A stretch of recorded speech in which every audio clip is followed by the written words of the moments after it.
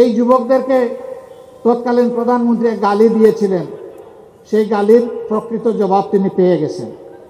পেয়ে যান নাই? পেয়ে গেছেন। তো আলহামদুলিল্লাহ, আমরা প্রতিশোধের রাজনীতিতে বিশ্বাস করি না। নাইলে আমাদের উপর যে পরিমাণ জুলুম করা হয়েছে, যদি আমাদের কর্মীরা ধৈর্য না ধরত তাহলে এই দেশে অনেক প্রতিশোধ নেওয়া হয়ে যেত। আমরা বলেছি হ্যাঁ, যতটা খুন হয়েছে সবগুলা খুনের বিচার হতে হবে। বন্ধুরা, আপনারা কিন্তু আবার লিখবেন না যে খুনের বিচার করব। মাঝে মাঝে কিন্তু মিডিয়ার বন্ধুগণ আমার কথাকে বদলাইয়া বলেন খুনের বিচার করব। আমি বিচার করার কে? আমি কি বিচারক? বিচারকের আসনে বসে যারা বিচারক তারা বিচার করবে। আমরা বলছি বিচার হতে হবে, এই বিচার আমরা দাবি করি। জনগণের পাশে দাঁড়ানোর কারণে যদি এখান থেকে আমাকে গ্রেফতার করে, শতবার গ্রেফতার করবে, আমি এটা পরোয়া করি না। মানুষ দেখুক, ওরা কিছু করে না, আমরা কিছু করতে গেলে আমাদেরকে করতেও দেয় না। আলিম উলামাকে কষ্ট দিয়েছে, খুন করেছে, হাফিজদেরকে খুন করেছে, এতিমদেরকে খুন করেছে। তারপরে উপহাস করে বলেছে শাপলা চত্বরে মানুষ মারা যায়নি, রক্ত সেখানে ঝরেনি, হেফাজতের নেতারা সেখানে লাল রং ছিটিয়ে দিয়েছিল। প্রিয় দিনাজপুরবাসী, সহকর্মী ভাই এবং বোনেরা, আপনারা বড় মজলুম ছিলেন, পুরা সংগঠনটাই মজলুম ছিল। একে একে চোখের সামনে আমাদের শীর্ষ 11 জন দায়িত্বশীল নেতাকে দুনিয়া থেকে নির্মমভাবে বিদায় করা হয়েছে। এই সংগ্রাম তখনই সফল হবে যখন আল্লাহর দেওয়া বিধান অনুযায়ী মানুষ ন্যায় বিচার পাবে। আল্লাহর দেওয়া বিধানের বাইরে কেউ ন্যায় বিচার নিশ্চিত করতে পারবে না, পারে নাই। আল্লাহর দেওয়া বিধান সমস্ত সৃষ্টির জন্য, শুধু মানুষের জন্য না। সমস্ত ধর্মের জন্য, নির্দিষ্ট কোনো ধর্মের জন্য না। যারাই মানুষ তাদের জন্য আল্লাহর এই সাম্যের বিধান। আমরা সেই বিধানের বাংলাদেশ গড়তে চাই। এইখানে বিভিন্ন ধর্মের ভাইয়েরা এখানে বক্তব্য রেখেছেন। জামাতের কাছে তারা প্রত্যাশা ব্যক্ত করেছেন। আপনারা দোয়া করুন যে এই কথাগুলো আমাদের মুখ দিয়ে বের হয়, আমরা যেন সেই কাজগুলো করতে পারি। আলহামদুলিল্লাহ রাব্বিল আলামিন, ওয়াসসালাতু ওয়াসসালামু আলা রাসূলিহিল কারীম ওয়া আলা আলিহি ওয়া সাহবিহি ওয়া আহলি বাইতি আজমাইন, আম্মা বাদ। ফাআউযু বিল্লাহি মিনাশ শাইতানির রাজীম। বিসমিল্লাহির রহমানির রহিম। রব্বি শরহ লি সাদরি ওয়া ইয়াসসির লি আমরি ওয়াহলুল উকদাতাম মিন লিসানি ইয়াফকাহু কওলি। বাংলাদেশ জামাত ইসলামী ঐতিহ্যবাহী দিনাজপুর জেলা শাখা কর্তৃক আয়োজিত আজকের এই বিশাল কর্মী সম্মেলনের সম্মানিত সভাপতি, বাংলাদেশ জামাত ইসলামী দিনাজপুর জেলা শাখার সম্মানিত আমির জনাব অধ্যক্ষ আনিসুর রহমান, বিশেষ অতিথি বাংলাদেশ জামাত ইসলামীর কেন্দ্রীয় নির্বাহী পরিষদ সদস্য, সহকারী সেক্রেটারি জেনারেল জনাব মৌলানা আবুল হাসানাত মোহাম্মদ আব্দুল হালিম, অন্যান্য বিশেষ অতিথি এবং অতিথিবৃন্দ, বন্ধু সংগঠনের সম্মানিত নেতৃবৃন্দ,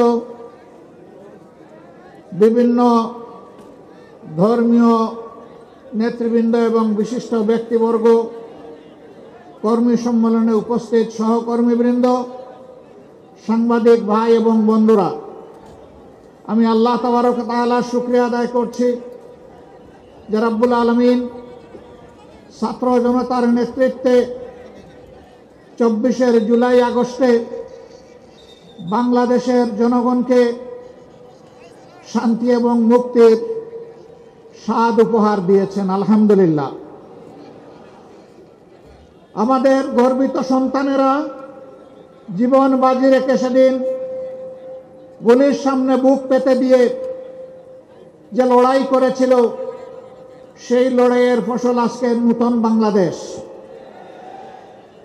তাদের এই ত্যাগ এবং কুরবানির কারণে, তাদের সাথে গোটা জাতির সংহতি প্রকাশ করার কারণে, তাদের পাশে দাঁড়িয়ে লড়াই করার কারণে অসংখ্য শহীদের রক্তের ফুটা এবং মজলুমানের চোখের পানির ফুটা মহান রবের দরবারে কবুল হওয়ার কারণে আজকে এই নূতন বাংলাদেশ আমরা পেয়েছি।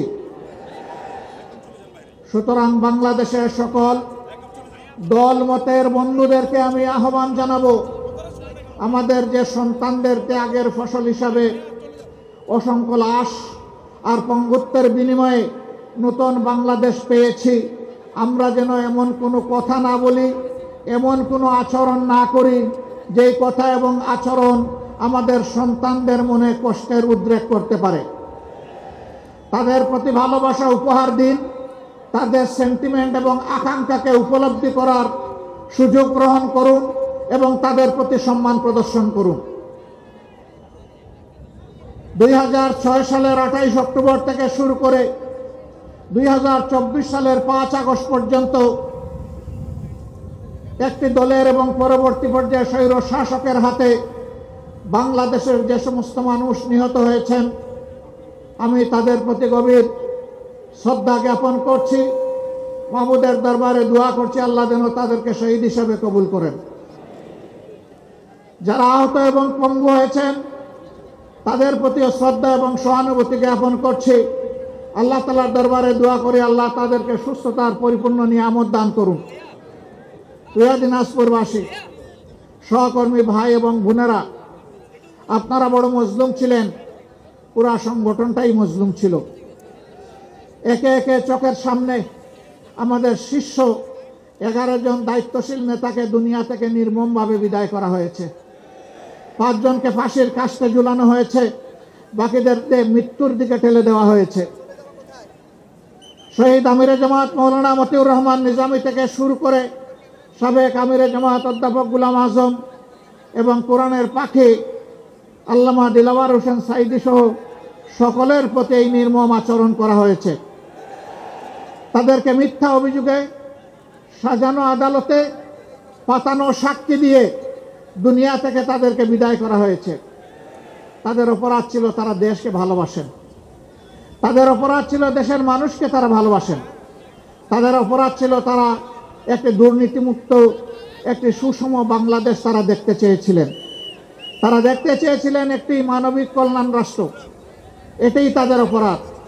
যারা চুরি চামারি ডাকাতি করে, যারা খুন দর্শনের সাথে সরাসরি জড়িত, যাদের কুৎসিত কাহিনী প্রতিদিন মিডিয়া এবং পত্রিকার পাতা ভরে যেত, তারাই এই সমস্ত ভালো মানুষগুলোকে সহ্য করতে পারে নাই।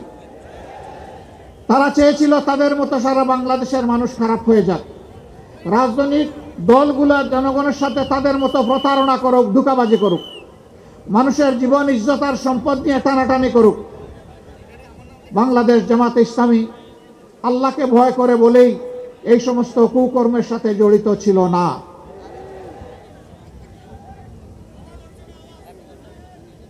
বাংলাদেশের সব কয়টি কার্যালয় আমাদের বন্ধ করে দিয়েছিল, আমাদের দলের নিবন্ধন কেড়ে নিয়েছে, আমাদেরকে নিষিদ্ধ করেছে, আমাদেরকে দফায় দফায় মামলা দিয়ে লক্ষ লক্ষ সহকর্মীকে, ভাই বোনদেরকে, কুলের শিশুকে পর্যন্ত তারা জেলে নিক্ষেপ করেছে। 90 বছরের বৃদ্ধাকেও তারা রেহাই দেয়নি। শুধু বাংলাদেশ জামাতে ইসলামী না, এ দেশের দেশপ্রেমিক সকল সংগঠনকে প্রতিপক্ষ এবং দুশ্মন সাব্যস্ত করে সকলের প্রতি একই আচরণ করেছে। আলিম উলামাকে কষ্ট দিয়েছে, খুন করেছে, হাফিজদেরকে খুন করেছে, এতিমদেরকে খুন করেছে। তারপরে উপহাস করে বলেছে শাপলা চত্বরে মানুষ মারা যায়নি, রক্ত সেখানে ঝরেনি, হেফাজতের নেতারা সেখানে লাল রং ছিটিয়ে দিয়েছিল। কত নিম্নমানের রুচি হলে মানুষ খুন করার পর এইরকম কুরুচিপূর্ণ কথা শাসক গোষ্ঠীর পক্ষ থেকে বলতে পারে? সম্মানিত ভাই ও বোনেরা, আপনারা শান্তিতে নিজের ঘর বাড়িতে থাকতে পারেন নাই, পেশাগত দায়িত্ব পালন করতে পারেন নাই, ছোটখাটো ব্যবসা করতে পারেন নাই, স্বস্তিতে সমাজে চলাফেরা করতে পারেন নাই। আমরা কি আফ্রিকার জঙ্গল থেকে এসেছিলাম? আল্লাহ তাআলা এই দেশের মাটিতে আমাদেরকে জন্ম দিয়েছিলেন। কেন এই অবস্থা কেন হয়েছিল? তাদের এই অবস্থা কেন হয়েছিল আমি আগেই জবাব দিয়েছি। তারা ধারণা করেছিল নেতৃবৃন্দকে খুন করে, কর্মীদেরকে খুন এবং গুম করে পঙ্গু করে জেলে দিয়ে ভয় দেখিয়ে এই সংগঠনকে তারা স্তব্ধ করে দেবে, মাটির নিচে পাঠিয়ে দেবে।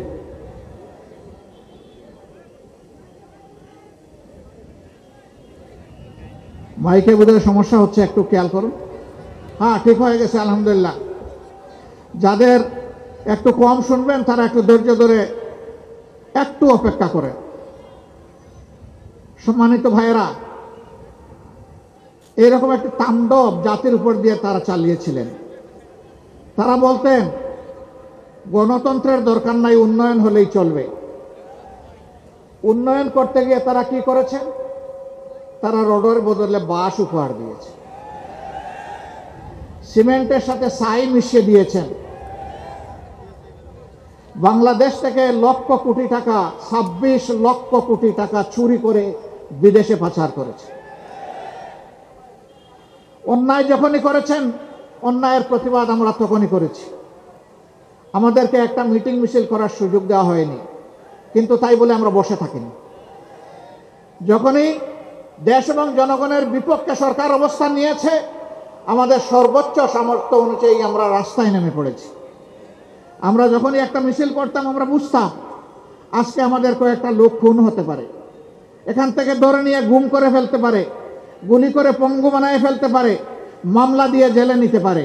তারপরেও শুধু আল্লাহকে পরোয়া করে, এইগুলাকে আমরা পরোয়া করি নাই। আমরা বাংলাদেশের মানুষের সাথে ছিলাম। যেখানে এই খরা দুর্ভিক্ষ, যেখানে এই বন্যার থাবা, যেখানে এই বিভিন্ন ধরনের প্রাকৃতিক বিপর্যয় এসেছে, একটা মজলুম সংগঠন হয়েও সবার আগে মানবিক দায়িত্ব পালনের জন্য আমরা আমাদের ভাই বোনদের কাছে পৌঁছে গেছি। আমরা চেষ্টা করেছি পুরা 15.5 বৎসর জুড়ে, আমরা এইভাবেই তিলে তিলে চেষ্টা করেছি।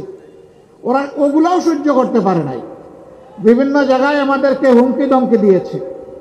বন্যায় দেশ ভাসছে, নিজেরা কিছু করে না, মানুষ জনগণের কাছে যাবে একটু সহানুভূতি ভালোবাসা নিয়ে, সেইটাও সহ্য করে না। আমি আপনাদের এই পাশের জেলা কুড়িগ্রামের রৌমারীতে গেলাম, বন্যায় সেখানে কিছু কাজ করার জন্য। দেখি যে আমার পাশে নেতৃবৃন্দ কি জানি টেলিফোনে শুধু কুসকাস করে। আমি বুঝলাম সামথিং রং। পাশে এনে জিজ্ঞেস করে জানলাম যে থানা থেকে তাদের উপর প্রেসার ক্রিয়েট করা হচ্ছে। কে এসেছেন, কি করছেন, কোথায় যাবেন? আমি তাদেরকে বললাম সব জানিয়ে দিন। জনগণের পাশে দাঁড়ানোর কারণে যদি এখান থেকে আমাকে গ্রেফতার করে, শতবার গ্রেফতার করবে, আমি এটা পরোয়া করি না। মানুষ দেখুক, ওরা কিছু করে না, আমরা কিছু করতে গেলে আমাদেরকে করতেও দেয় না। সম্মানিত ভাইয়েরা, এই ধরনের আচরণ পুরাটা সময় জুড়েই আমাদের সাথে করেছে। আমরা তো এগুলো কি দমে যাব? আমরা আক্রান্ত আহত হয়ে আমরা আদালতে বিচার পাইনি। এখানে একজন ভাই বলে গেলেন, এই এলাকারই একজন বিচারক, তিনি বলেছিলেন তিনি নাকি শপথবদ্ধ রাজনীতিবিদ। আমি বলি ভুল বলেছেন, আপনি শপথ ভঙ্গ রাজনীতিবিদ। আপনি যখন বিচারকের শপথ নেন, সেই শপথে লেখা ছিল কোন রাগ অনুরাগের বশবর্তী হয়ে আপনি কোনো রায় দেবেন না। অথচ আপনি একটি রাজনৈতিক দলের পক্ষ নিয়েছিলেন, আপনি ছিলেন পক্ষপাত দুষ্ট, অতএব আপনি করেছেন আপনার শপথ ভঙ্গ। এই শপথ ভঙ্গের কারণেই তার বিরুদ্ধে ফৌজদারি মামলা হতে পারে।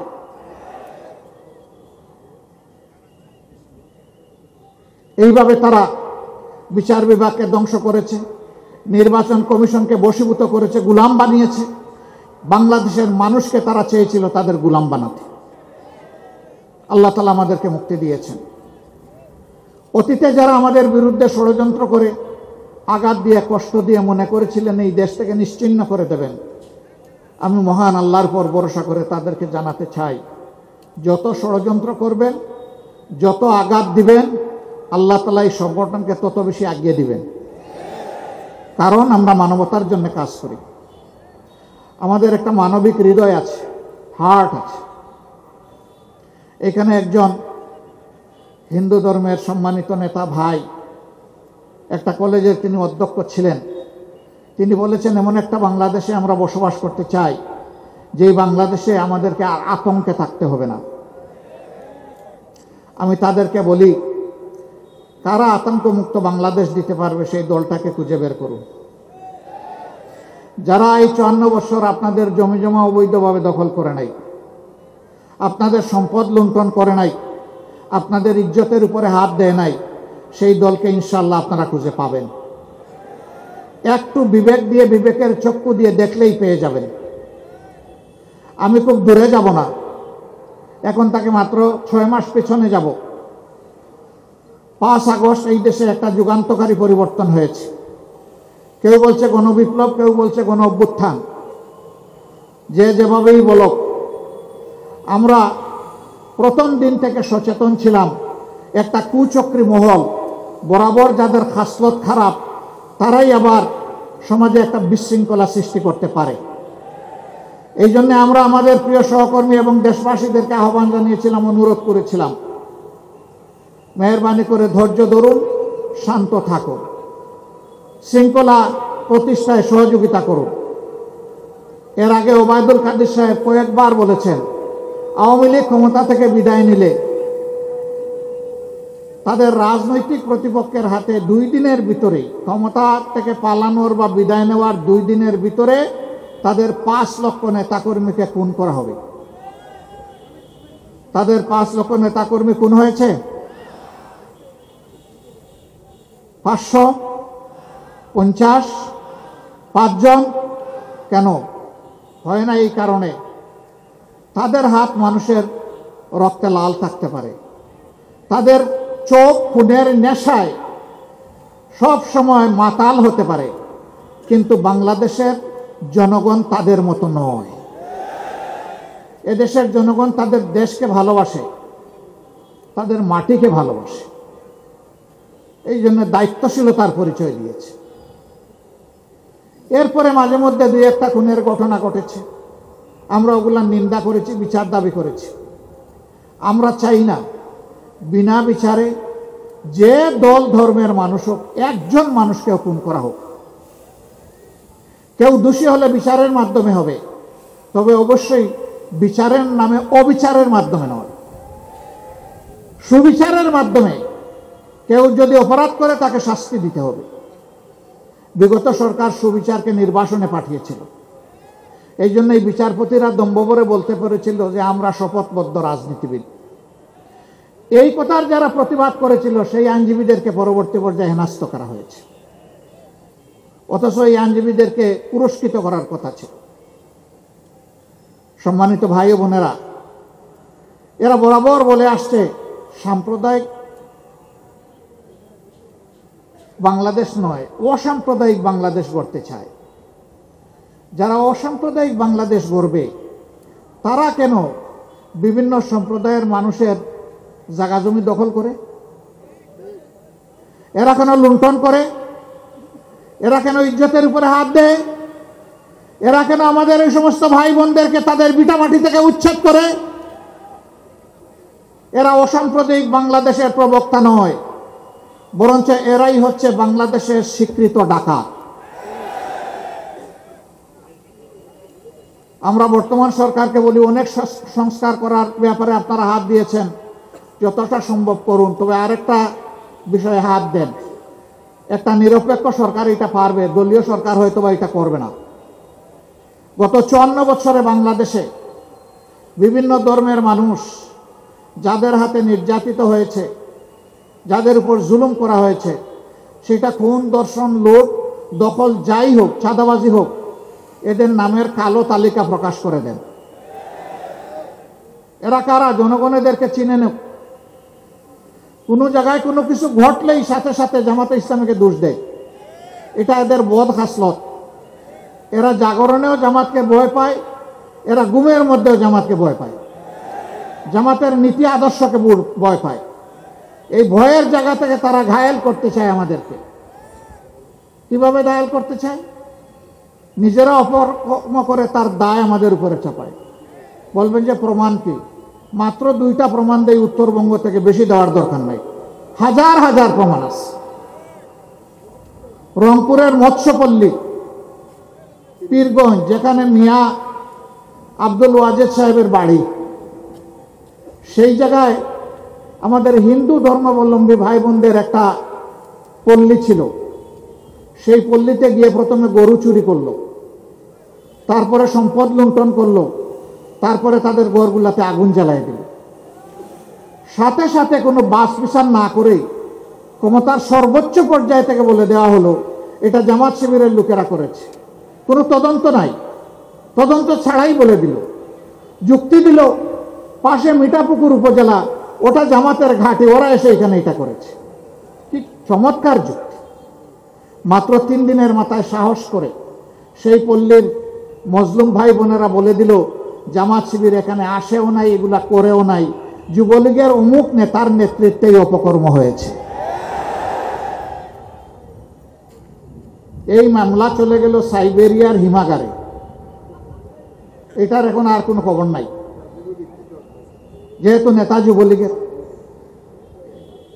পানিতে কূপ দিলে কূপ এসে নিজের হাঁটুতে লাগে, তা হাঁটু বাঁচানোর জন্য মামলাই হতো।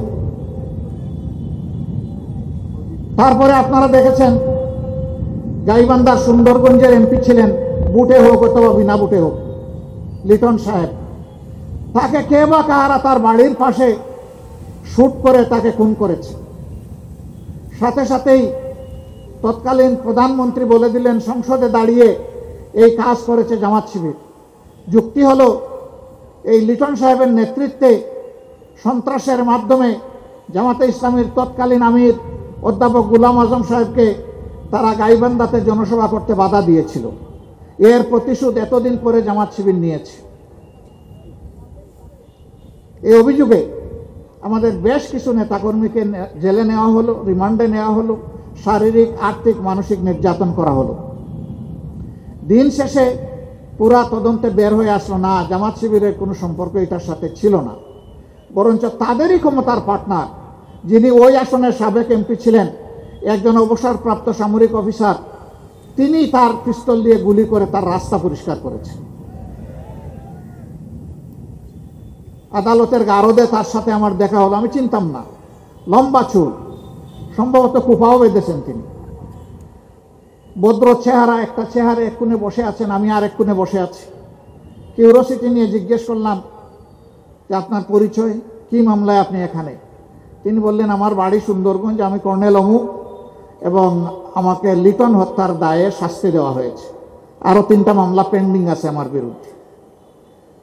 খুনের মামলার রায় হয়েছে, অস্ত্র মামলা রয়ে গেছে, আরও কি একটা মামলা ওনার আছে।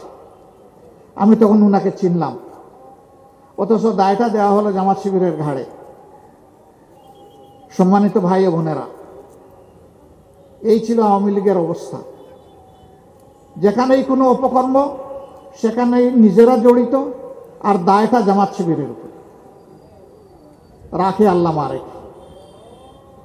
তারা দফায় দফায় আমাদেরকে হাতে বিনা টিকেটে বলতেন অমুক দেশে চলে যাও, আর একটা ভিসা দিবেন তো, একটা টিকিট তো দিবেন, টিকিট ভিসার ব্যবস্থা না করে বলে অমুক দেশে চলে যাও। আপনারা কোন দেশে এবং কোন টিকিট নিয়ে এখন দেশ থেকে চলে গেলেন? আমরা তো কখনো বলি নাই দেশ ছেড়ে চলে যান, আমরা এটা বলবো না। বাংলাদেশের সকল নাগরিকের এই দেশে বসবাস করার বৈধ অধিকার রয়েছে। আমরা একটা কথা পরিষ্কার করতে চাই, এখানে বিভিন্ন ধর্মের ভাই বোনেরা আছেন, আমরা বাংলাদেশে কোনো মেজরিটি মাইনরিটি মানি না। আমরা বিশ্বাস করি এই দেশের বুকে যেই জন্ম নিয়েছে বাংলাদেশের সংবিধান তাকে সমান অধিকার দিয়েছে, সুতরাং মর্যাদার দিক থেকে তিনি একজন মর্যাদাপূর্ণ বাংলাদেশের নাগরিক। আপনারা কখনো নিজেদেরকে মাইনরিটি মনে করবেন না। এই মাইনরিটি বলে বলেই আপনাদের উপর এতদিন এত অত্যাচার হয়েছে। আপনারা আমাদের ভাই বোন, আমরা সহমর্মিতার সাথে একসাথে গর্বের সাথেই বাংলাদেশে বসবাস করতে চাই। তারা আমাদের বিরুদ্ধে আরো অনেক বিষোদ্গার ছড়ায়। আদর্শ নাই তো, চরিত্রও নাই, দেশপ্রেম কি আছে না আছে আল্লাহ ভালো জানেন আর জনগণ ভালো জানে, আমরা কিছু বলবো না। যাদের দেশপ্রেম আছে তারা দেশের জনগণের টাকা চুরি করে না। সম্মানিত ভাই বোনেরা, তারা বলে জামাতে ইসলামী ক্ষমতায় গেলে নারী সমাজকে ভয় দেখানোর জন্য বলে যে তোমাদেরকে ঘরের ভিতরে আটকায় ফেলবে, বের হতে পারবে না। দেখেন, প্রমাণ দেখেন, ডান দিকে এখানে পুরুষদের আলহামদুলিল্লাহ গ্যাদারিং, বাম দিকে আমাদের বোনদের গ্যাদারিং। তারা ঘর থেকে বের হয়ে আসে নাই? আমাদের মা বোনেরা বিভিন্ন পেশাগত দায়িত্ব পালন করে না? সামাজিক কাজকর্ম করে না? সবই করে, সবই করবে ইনশাআল্লাহ। সেদিন বাড়তি দুইটা জিনিস নিয়ে আরো করবে তারা, আনন্দের সাথে করবেন। একটি হচ্ছে মর্যাদা, আরেকটি হচ্ছে নিরাপত্তা। এখন তাদের সামাজিক মর্যাদাও কম আর নিরাপত্তা একেবারেই নাই। এই দুইটাই সেদিন নিশ্চিত করা হবে ইনশাআল্লাহ। রাষ্ট্রীয় দায়িত্ব পালনের ক্ষেত্রে দেখা হবে না কে কোন দলের আর কে কোন ধর্মের, দেখা হবে তিনি এই দায়িত্বের উপযুক্ত কিনা। যিনি যে দায়িত্বের উপযুক্ত তার হাতে সেই কাজটি তুলে দেওয়া হবে ইনশাআল্লাহ। তরুণ যুব সমাজকে আমাদের বিরুদ্ধে খেপানো হয়েছে কালের পর কাল, যুগের পর যুগ। এখন তারা বুঝেছে এগুলা সবগুলোই ছিল দেশ বিরোধী ষড়যন্ত্র। এই যুবকদেরকে তৎকালীন প্রধানমন্ত্রী গালি দিয়েছিলেন, সেই গালির প্রকৃত জবাব তিনি পেয়ে গেছেন। পেয়ে যান নাই? পেয়ে গেছেন। তো আলহামদুলিল্লাহ, আমরা প্রতিশোধের রাজনীতিতে বিশ্বাস করি না। নাইলে আমাদের উপর যে পরিমাণ জুলুম করা হয়েছে, যদি আমাদের কর্মীরা ধৈর্য না ধরত তাহলে এই দেশে অনেক প্রতিশোধ নেওয়া হয়ে যেত। আমরা বলেছি হ্যাঁ, যতটা খুন হয়েছে সবগুলা খুনের বিচার হতে হবে। বন্ধুরা, আপনারা কিন্তু আবার লিখবেন না যে খুনের বিচার করব। মাঝে মাঝে কিন্তু মিডিয়ার বন্ধুগণ আমার কথাকে বদলাইয়া বলেন খুনের বিচার করব। আমি বিচার করার কে? আমি কি বিচারক? বিচারকের আসনে বসে যারা বিচারক তারা বিচার করবে। আমরা বলছি বিচার হতে হবে, এই বিচার আমরা দাবি করি। খুনের বিচার যদি না হয় তাইলে খুনের সংস্কৃতি বন্ধ হবে না। লুটপাটের বিচার যদি না হয় লুটপাটের সংস্কৃতি বন্ধ হবে না। চাঁদাবাজদের বিচার যদি না হয় চাঁদাবাজি বন্ধ হবে না। ঘুষখোরের বিচার যদি না হয় ঘুষখোরি বন্ধ হবে না। সুতরাং সকল অন্যায়ের বিচার হতে হবে, এ বিচার আমরা দাবি করি। কিন্তু তাই বলে আইন কেউ হাতে তুলে নেও, এটাও আমরা পছন্দ করি না। আইন আইনের গতিতে চলবে। বিচার করতে গিয়ে কোনো অবিচার হোক ওটাও আমরা চাই না। আমরা চাই ন্যায় বিচারের মাধ্যমে যার যেটা পাওনা সেজন্য সেটা পেয়ে যায়। এইরকম একটা বাংলাদেশ আমরা করতে চাই। আমাদের সন্তানদেরকে আমরা আশ্বস্ত করতে চাই, তোমরা যে বৈষম্যহীন বাংলাদেশের স্লোগান দিয়ে বলেছিলে উই ওয়ান্ট জাস্টিস, আমরা তোমাদের সাথে আছি। আমরা তোমাদেরকে ভালোবাসি। তোমাদের অবদানের জন্য আমরা তোমাদের কাছে কৃতজ্ঞ এবং তোমাদেরকে আমরা শ্রদ্ধা করি। তোমরা আমাদের অহংকার, তোমরা আমাদের গর্ব। আগামীর বাংলাদেশ ইনশাল্লাহ আমরা তোমাদের হাতে তুলে দিতে চাই। আমরা তোমাদের পাশে থেকে দোয়া করতে চাই, সাহায্য করতে চাই। মরার আগে আমরা দেখে যেতে চাই আমার প্রিয় বাংলাদেশ সাম্য এবং সৌহার্দ্যের বাংলাদেশ। আমার প্রিয় বাংলাদেশ একটা মানবিক বাংলাদেশ। এই মানবিক বাংলাদেশের জন্যই আমাদের সংগ্রাম, আমাদের সাধনা। এই সংগ্রামে আমরা আপনাদের সকলকে পাশে চাই, সাথে চাই। এই সংগ্রাম তখনই সফল হবে যখন আল্লাহর দেওয়া বিধান অনুযায়ী মানুষ ন্যায় বিচার পাবে। আল্লাহর দেওয়া বিধানের বাইরে কেউ ন্যায় বিচার নিশ্চিত করতে পারবে না, পারে নাই। আল্লাহর দেওয়া বিধান সমস্ত সৃষ্টির জন্য, শুধু মানুষের জন্য না। সমস্ত ধর্মের জন্য, নির্দিষ্ট কোনো ধর্মের জন্য না। যারাই মানুষ তাদের জন্য আল্লাহর এই সাম্যের বিধান। আমরা সেই বিধানের বাংলাদেশ গড়তে চাই। এইখানে বিভিন্ন ধর্মের ভাইয়েরা এখানে বক্তব্য রেখেছেন। জামাতের কাছে তারা প্রত্যাশা ব্যক্ত করেছেন। আপনারা দোয়া করুন যে এই কথাগুলো আমাদের মুখ দিয়ে বের হয় আমরা যেন সেই কাজগুলো করতে পারি। আমরা যেন জাতির সাথে প্রতারণা, ধোঁকাবাজি না করি। আমরা যেন জীবন দিয়ে হলে আমাদের কথা রক্ষা করতে পারি। আমরা যেন অন্যায়ের কাছে মাথা নত না করি, বরঞ্চ আমাদের মাথাটা বারবার নত হোক শুধু সৃষ্টিকর্তা আল্লাহ তাআলার কাছে। মহান আল্লাহ আমাদের সহায় হোক। আপনারা কষ্ট করে সবাই এসেছেন, সবাইকে আমার পক্ষ থেকে ধন্যবাদ, কৃতজ্ঞতা এবং অভিনন্দন। আমাদের সালাম নিয়ে ঘরে ঘরে পৌঁছে যাবেন। শান্তি, সাম্য এবং মানবিকতার এই আবেদন, এই দাওয়াত নিয়ে, কোরআনের দাওয়াত নিয়ে আপনারা ঘরে ঘরে পৌঁছে যাবেন। দিনাজপুরের একটা ঘরও যেন এই দাওয়াতের বাইরে না থাকে, আমি আপনাদের কাছে সেই আহ্বান জানাবো। আপনারা পারবেন তো ইনশাআল্লাহ? পারবেন? সাম্যের এবং মানবিক বাংলাদেশ গড়ার জন্য আপনারা প্রস্তুত? তাহলে কিন্তু আমাদের লড়াই শেষ হয়নি, সংগ্রাম শেষ হয়নি। সংগ্রাম তখনই শেষ হবে যেদিন সত্যিকার অর্থে একটা মানবিক বাংলাদেশ গড়ে উঠবে। সবাইকে অভিনন্দন, সবাইকে অভিনন্দন, বুক ভরা অভিনন্দন। আসসালামু আলাইকুম রহমতুল্লাহ। বাংলাদেশ জিন্দাবাদ, বাংলাদেশ জামাতে ইসলামী জিন্দাবাদ।